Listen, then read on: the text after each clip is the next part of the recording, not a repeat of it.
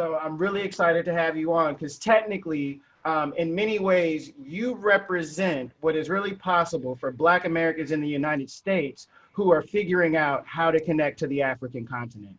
Everybody's not ready to just jump over and move, and you've done something very interesting. So we'll jump into that. But first, yeah, let's hear a little bit about you, man. Give us a little bit of the background, the rundown, and yeah, do that. Yeah, man. So thank you for having me, guys. I really appreciate it. I think it's amazing what you're doing, getting these stories out there. So I just want to say that, and I appreciate the kind words, Sean.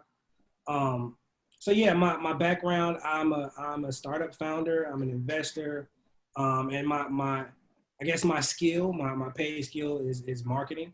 That's kind of how I got into tech. And I'm the co-founder of AfriBlocks. So AfriBlocks is a freelance collaboration platform and network that our aim is to connect and bridge those connections, similar to what Sean is working on in his life's work, bridge those connections throughout the diaspora. And one way we're able to do that is by empowering freelancers and people who have professional skills on the continent, and at the same time empowering entrepreneurs and C-level executives and people, in the U.S. and the U.K. and Canada, Caribbean, wherever Black people are, who need work done. Before I started this startup, I was working as a marketing consultant, and I was working with a bunch of different startups, and we relied heavily on freelancers, and we were contracting people from Estonia and from Taiwan and from India and all these different places, helping them, build an economy in their countries, and in the meantime, we have Africa here, which is huge. So many people, so many talented people, like ripe for innovation, ripe for growth. And then there's the cultural connection too, right? So when my co-founder approached me and he said, he had kind of been, just hooking people up with jobs because he was splitting his time from Zimbabwe and DC, hooking people up that he went to school with. He wanted to formalize it and put a business around it. We got to the drawing board, man, and it's been a crazy 5 months. COVID accelerated some things, installed some things for us, but it's been amazing. We've placed in the last 5 months, we've completed about almost 500 jobs.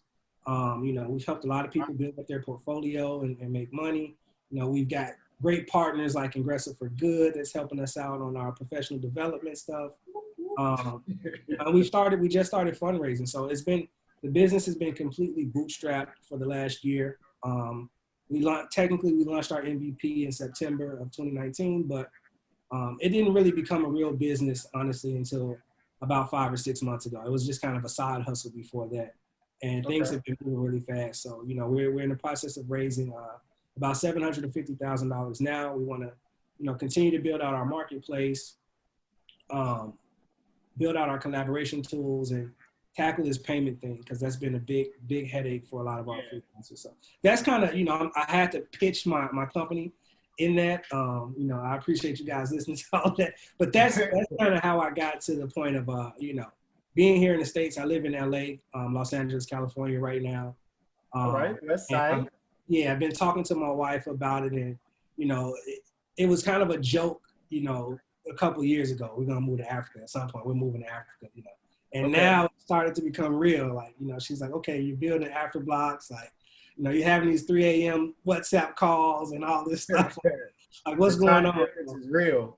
Yeah, and I'm like, it's happening. You always have to give white props. Anybody that's willing to tolerate her husband doing 3 a.m. WhatsApp calls. I mean, she a keeper. Who are you talking to?